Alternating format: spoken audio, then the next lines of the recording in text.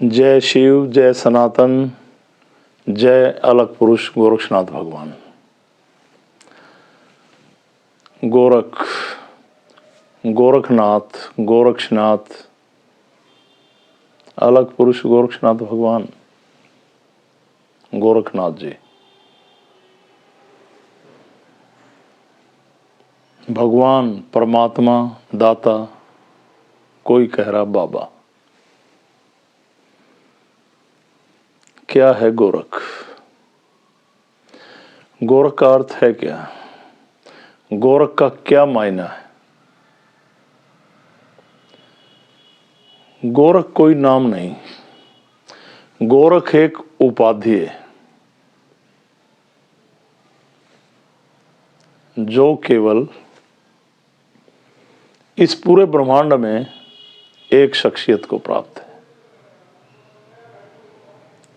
गोरख का अर्थ है जिसका किसी ने पार ना पाया। गोरख जिसकी जड़ का पता नहीं, जिसके चेतन का पता नहीं, जिसका आज तक कोई भी अंदाजा ही नहीं लगा सका।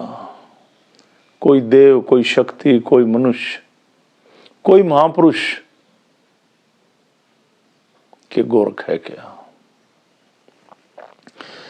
इस ब्रह्मांड के अंदर ना जाने क्या क्या छुपा हुआ है। इस प्रकृति का सार कोई नहीं समझ सकता।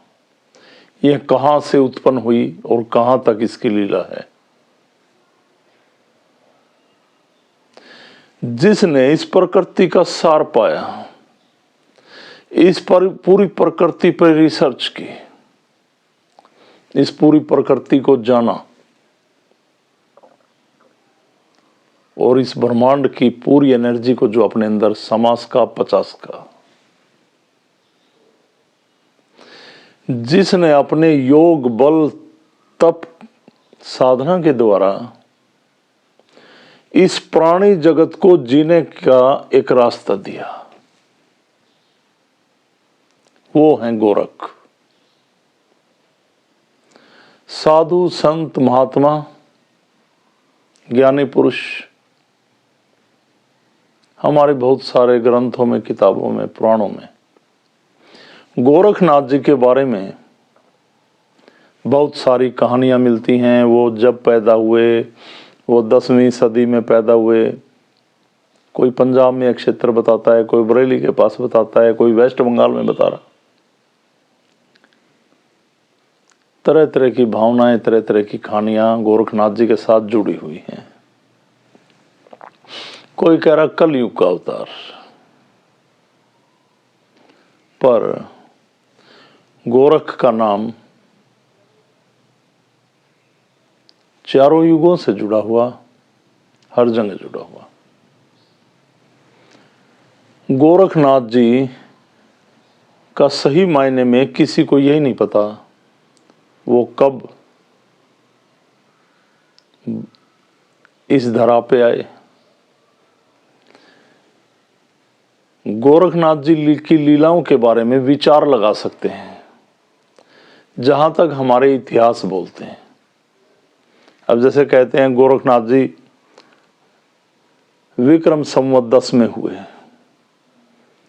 पर हमारे ग्रंथ, हमारा इतिहास, राजा भर्तृहरि हमारी एक हिस्ट्री है। उज्जैन के राजा हुए भर्तृहरि, और भर्तृहरि ने गोरखनाथ जी की शरण में आकर उन्हें अपना गुरु माना, उनके शिष्य बने। और उनके छोटे भाई विक्रम, कहते हैं विक्रम संवत उन्हीं के नाम से चला फिर। तो गोरखनाथ जी तो विक्रम संवत से परे की बात हो गई ना। गोरखनाथ जी को हमारे ग्रंथ बोलते हैं। कृष्ण से जोड़ा गया, श्री कृष्ण से जोड़ा गया, श्री राम से जोड़ा गया, कपिल मुनि से जोड़ा गया। गोरखनाथ जी एक बहुत बड़ा समुद्र इस धरा पे जिसका कोई पार नहीं, प्रकृति की एक ऐसी गति, एक ऐसी हवा, एक ऐसी लहर जो जन जन तक, आम प्राणी तक एक श्वास के रूप में हमारे घट घट में वास करती है। गोरखनाथ जी ने हमें ध्यान, साधना, तप, ये सभी रास्ते गोरखनाथ जी से हमें मिले। गोरखनाथ जी पूरे संत समाज में, पूरे सनातन में एक सबसे बड़ी श्रेणी में आने वाले सिद्ध हैं, यानी कि एक ऐसे आध्यात्मिक रिसर्च करता जिन्होंने पूरे अध्यात्म पे रिसर्च किया, पूरी प्रकृति पे रिसर्च किया। गोरखनाथ जी ने, जहाँ तक हमारी हिस्ट्री बोलती है, हमें इतना ही पता है कि वहाँ पर इतने दिन बैठे, वहाँ पर इतने दिन बैठे, गोरखनाथ जी ने वहाँ पे साधना की। इससे हमें आगे कुछ नहीं पता।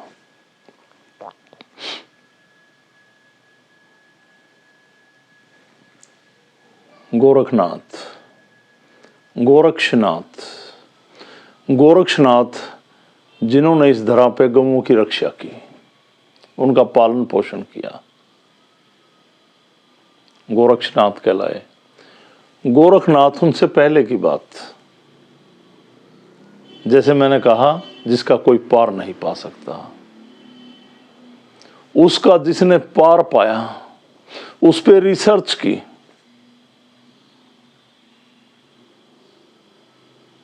एक कितने बड़े आध्यात्मिक साइंटिस्ट, बार बार मैं समझा रहा हूं, जिन्होंने पूरे प्रकृति पे रिसर्च, पूरे ब्रह्मांड पे रिसर्च।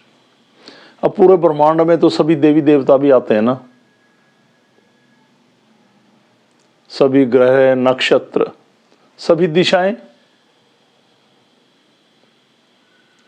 ये सब कुछ इस ब्रह्मांड का एक हिस्सा तो है। और इन सभी पे जिसने रिसर्च की, ध्यान के माध्यम से, साधना के माध्यम से, तप के माध्यम से, वो गोरखनाथ कहलाए। नाथ यानी कि स्वामी या के मालिक, यानी कि जिनको सब कुछ प्राप्त हुआ, वो हैं गोरखनाथ। तो गोरखनाथ एक बाबा नहीं, बाबा कहने की इस युग में, इस सदी में एक होड़ लगी हुई है, हनुमान जी बाबा, सब बाबा। और आज के युग में लोग अपनी मनोकामनाएं पूर्ण करने के लिए, अपनी किस्मत सुधारने के लिए, अपने बिगड़े काम बनाने के लिए, अपनी परेशानियों को दूर करने के लिए, अपनी सुविधाओं हेतु हमारे महापुरुषों की तपोस्थली पे जाते हैं। ये मैं आपको बार बार समझा चुका हूं। पर जरा आप सोचिए, हमारे महापुरुषों ने, तपस्वियों ने, जितने भी साधक हुए, क्या उन्होंने कोई अपनी मनोकामना पूर्ति के लिए ऐसा किया? ना, उन्होंने ध्यान साधना के माध्यम से जितना पाया, इस पूरे प्राणी जगत के लिए किया। तो आओ क्यों न हम मिलकर उनके पथ को आगे बढ़ाते हुए ध्यान करें। ध्यान क्या है? क्या है ध्यान? किस बात का ध्यान? ध्यान अपने आप को जानना, अपने आप को समझना। और ये सभी लोगों को पता है कि आप क्या हैं, समझते भी हैं आप क्या हैं, पर अपने अवगुणों को मानते नहीं हैं, उनको मिटाने की कोशिश नहीं करते हैं। अपने विकारों से और बुरे विचारों से आप बाहर नहीं आना चाहते। सबसे बड़ी समस्या ये है। अपने आप को जानते सभी हैं कि मैं क्या हूं, ये कोई बड़ी बात नहीं, पर आप क्या हैं ये माने, और मुक्त हो जाएं उन बेकार के विचारों से, उन बेकार की इच्छाओं से जो अध्यात्म के रास्ते में एक बहुत बड़ी रुकावट बने हुए हैं आपके अंदर। आप अपने ध्यान में तो हैं, पर आप कहीं भी वहां नहीं हैं जहां पे गोरखनाथ जी ने समझा, जाना कि भाई कहां से कहां तक जाना है। इस ध्यान के माध्यम से अपने बाहर भी निकलना है। अध्यात्म की गति में आकर ध्यान, अपनी आत्मा का अध्ययन करना और आत्मा से परमात्मा को जोड़ना।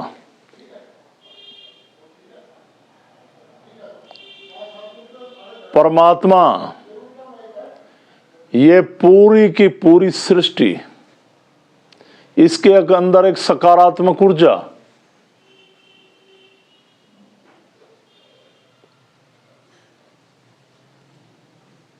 एक वो ऊर्जा जो हमेशा हमें सकारात्मक एनर्जी देती है, हमारे शरीर को, हमारे विचारों को सकारात्मक बनाती है। और जब आप ध्यान में जाते हैं, जैसे मैंने बताया कि अध्यात्म, अपनी आत्मा का अध्ययन करना, जब आप गहराइयों से चिंतन करते हुए अंदर जाते हैं तो आपके अंदर से अपने आप सकारात्मक विचार उत्पन्न होने लग जाते हैं और आप इस प्रकृति की ओर दौड़ते हैं। और आप इस शरीर में रहते हुए अपने आप को शरीर में महसूस नहीं करते।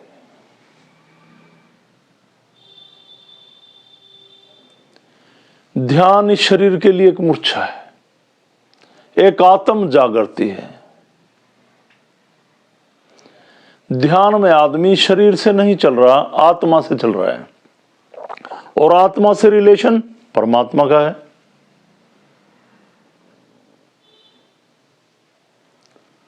तो गोरख क्या है? क्या है गोरख? गोरख ये शरीर नहीं है। गोरख आपके अंदर एक आत्मा के रूप में विराजमान है। और जब ध्यान में आप आंतरिक गहराइयों से आत्मा को जागृत करते हैं तो आप गोरख को जागृत करते हैं। और गोरख रूपी ये बीज जब जागृत होता है तो आप अपनी इच्छाओं से, बेकार की इच्छाएं हों जन कल्याण की, एक दूसरे के बारे में हम द्वेष ना रखें, एक दूसरे से अच्छे विचारों की, एक दूसरे के लिए भला करने की, उस परमात्मा के सत्य के पथ पर चलने की, ऐसे ऐसे विचार हमारे अंदर उत्पन्न होने लग जाते हैं।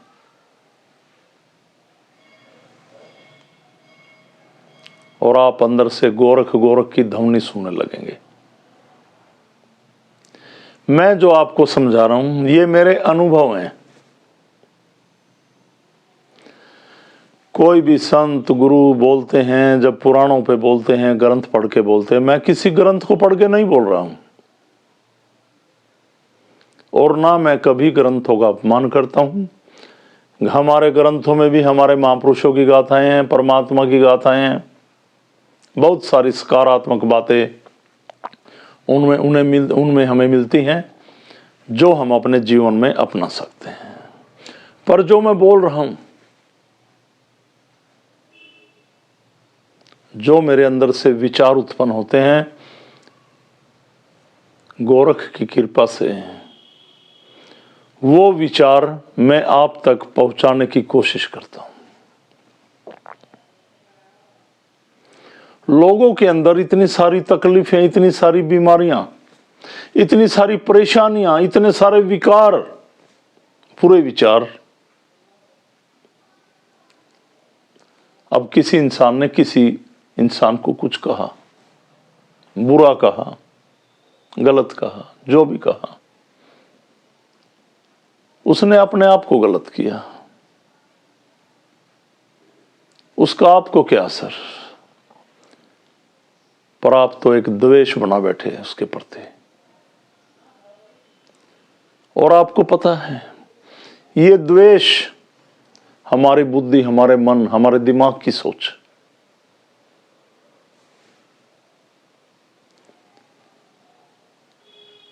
जो हमने इच्छा पूर्ति के लिए पाल रखे हैं। मैं सबसे बड़ा, मुझसे बड़ा कोई नहीं, मुझे यूं क्यों कहा, ये इंसान जिंदगी में मुझे दिक्कत पैदा करेगा। अंदर से उस आदमी के लिए आप खराब होते चले जाते हैं।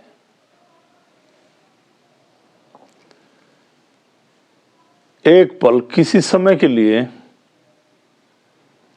आप उस इंसान के मार्ग में भी उसकी बाधा ना बनकर उसकी मदद के लिए खड़े दिखाई दीजिए, झुक जाएगा वो, और आपको एक अलग तरह की आंतरिक खुशी मिलेगी। आप द्वेष पालकर दिन प्रतिदिन अंदर से सड़ रहे हैं, जल रहे हैं, अपने आप को बेकार कर रहे हैं। तो गोरख ध्यान से हमारे दिमाग के अंदर ऐसी कृपा होती है कि हम द्वेष ना पालें, एक दूसरे से प्यार करें। गोरख कृपा से हमें ये मिलता है। कारोबार तो धन दौलत कमाना, इसके लिए परमात्मा ने हमें बहुत सारे साधन दिए, और जब आप निर्विचारों से मुक्त होते हैं तो आपका मन शांत रहता है, और जब आप शांत रहते हैं, आपका जब मन शांत रहता है तो आपकी आत्मा जागृत रहती है, और जब आत्मा जागृत होती है तो मन की मौत हो जाती है, और आप ध्यान के सही मार्ग पर चल सकते हैं और चलते हैं। यही है गोरख के साथ जीने का एक मजा।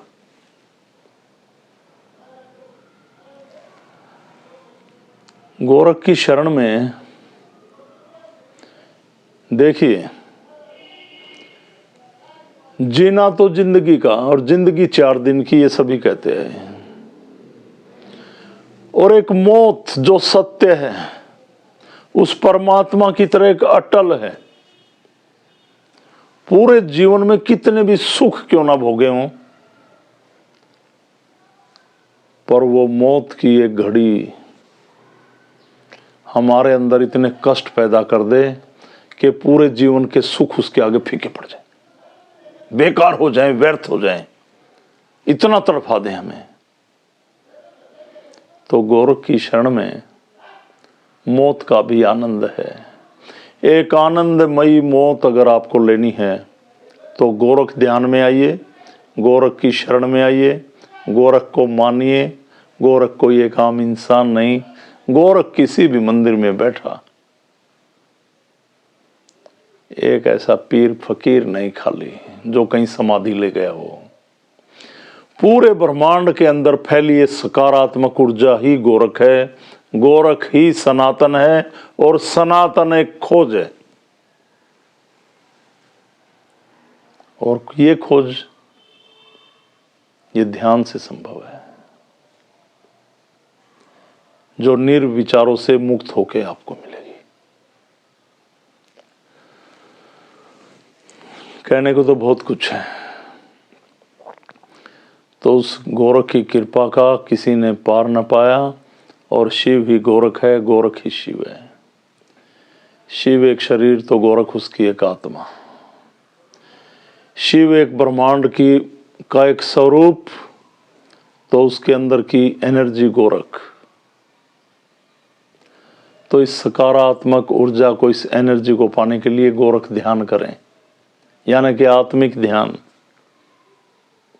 सब कुछ इन्हीं से उपजा है। मैंने ये बीते 20-22 सालों में गोरक्षनाथ जी की शरण में रहकर मांगा, मौन व्रत भी किए जैसे वो भगवान ने किया, निर्जल भी किए।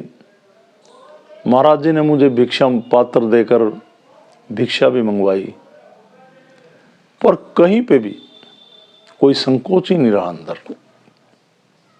आनंदमयी तरीके से मैंने सब कुछ किया, पता ही नहीं चला, मुझे यही नहीं पता चला कि मैं कर रहा हूं।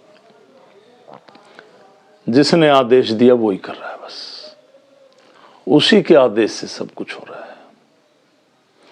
गोरखनाथ जी एक संत समाज की नींव हैं। ये भगवा मैंने गले में क्यों पहना,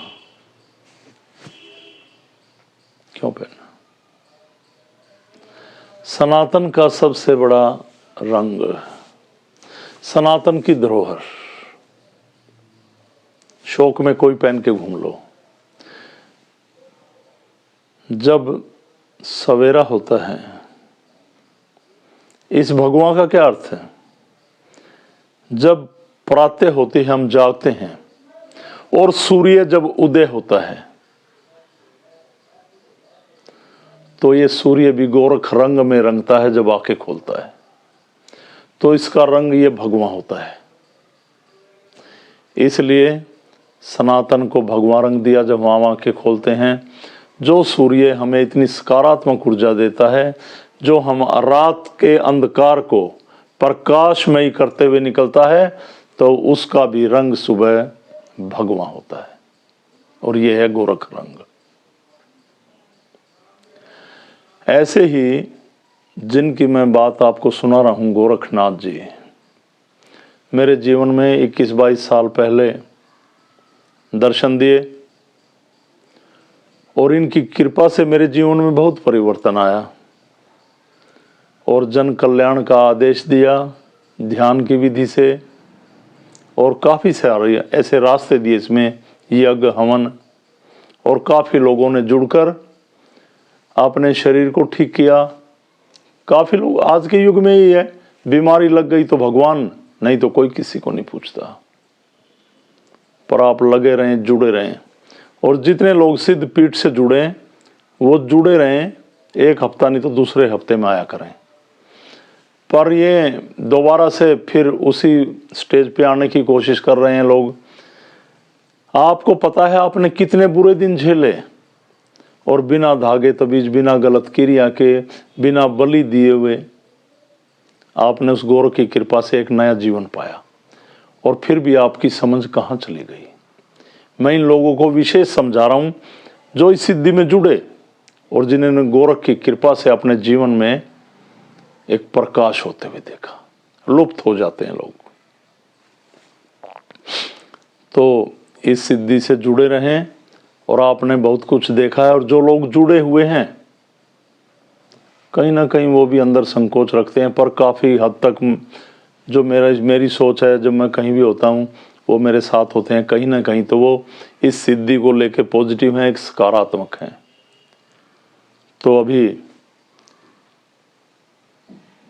ये कार्तिक मास की जो चतुर्दशी आती है, पूर्णिमा से पहले, गुरु नानक देव जी की जयंती से पहले दिन, इस दिन हम गोरक्षनाथ जयंती के रूप में गोरक्षनाथ जी का पर्व मनाते हैं। और इससे पहले 1.25 लाख आहुतियाँ भगवान गोरक्षनाथ जी की हवन कुंड में डाली जाती हैं, उनको समर्पित की जाती हैं। तो 23 तारीख को अलग पुरुष गोरक्षनाथ भगवान का यज्ञ शुरू है, प्रज्वलित किया जाएगा, और 26 तारीख दिन रविवार को 11 बजे पूर्णाहुति होगी। तो इसमें सभी साधक पहुँचें, और कोई आना चाहता है तो आ सकता है। अलग पुरुष क्या है? ये अलग, जैसे मैंने गोरख बताया, ये पूरी प्रकृति, जल, वायु, अग्नि, पृथ्वी, आकाश, इन 5 तत्वों की शक्ति का एक समूह अलग है। अलग में सभी का समावेश, सनातन धर्म, अलग की एक नींव जिसमें सभी का समावेश। कितने भी पंथ बने, कोई अपने आप को किसी धर्म का नाम ले ले, पर मैं तो ये कहूँगा सभी एक समाज हैं। इस धरा पे, इस ब्रह्मांड में अगर कोई धर्म है तो वो सनातन धर्म है। और सनातन धर्म पे अगर सबसे बड़े कोई सिद्ध हैं तो वो हैं गोरखनाथ, क्योंकि शिव ही गोरख हैं और गोरख ही शिव हैं। और सभी शक्तियों को हम प्रणाम करते हैं, वंदन करते हैं। आओ सभी मिलकर गोरखनाथ जी की शरण में चलें।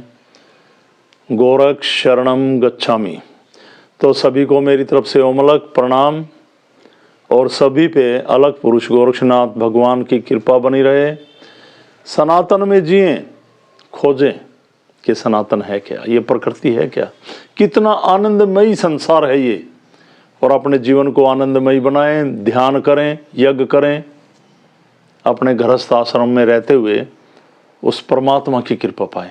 परमात्मा कहीं किन्हीं पहाड़ों पे कहीं ऐसे नहीं बसता, कोई एक इंसान थोड़ी ना है। वो आपके गृहस्थ जीवन में साधना करते हुए मिलेगा। आप कहीं भी पुकारोगे वहीं उसको महसूस करोगे कि परमात्मा है। महापुरुषों के स्थान पे पहाड़ों में हम जाते हैं तो वहां जाके सीख लें कि ऐसे इन्वायरमेंट में उन्होंने साधनाएं की, तप किए, और वो हमारे लिए जिए, और आज भी हमारे लिए ही हैं। इन्होंने कभी शरीर थोड़ी ना छोड़ा। वो कल भी थे, आज भी हैं और आगे भी रहेंगे।